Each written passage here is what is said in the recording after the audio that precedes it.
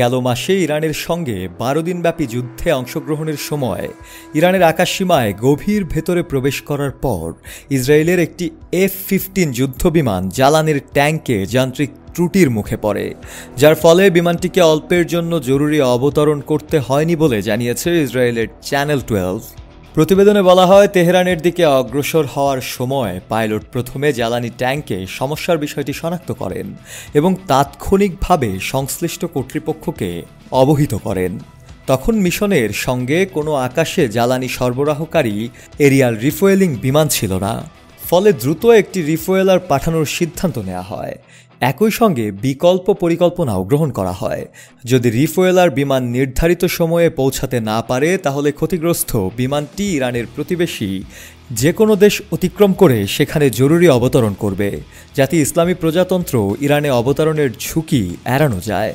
প্রতিবেদনে উল্লেখ করা হয়নি ঠিক কোন দেশকে বিকল্প অবতরণ স্থল হিসেবে বিবেচনায় নেওয়া হয়েছিল। সেই দেশটিকে পরিষ্কার করা হলে ইরানের ভূরাজনীতিতে আরও পরিবর্তন আসতে পারে বলেও ধারণা করা হচ্ছে। শেষ পর্যন্ত রিফুয়েলার বিমান যথাসময়ে পৌঁছে যায় এবং সফলভাবে জ্বালানি সমস্যার সমাধান করে, ফলে পাইলটকে মিশন বাতিল করে জরুরি অবতরণ করতে হয়নি।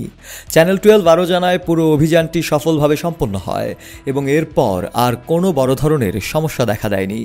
প্রতিবেদনে বলা হয়, 13 জুন ইরানের ওপর ইসরায়েলের আকস্মিক হামলা শুরু হওয়ার আগেই ইসরায়েলি বিমান বাহিনীর প্রধান টোমার বার একটি অভ্যন্তরীণ সভায় আশঙ্কা প্রকাশ করেছিলেন যে যুদ্ধ শুরুর 72 ঘণ্টার মধ্যে 10টি ইসরায়েলি বিমান গুলি করে ভূপাতিত করা হতে পারে।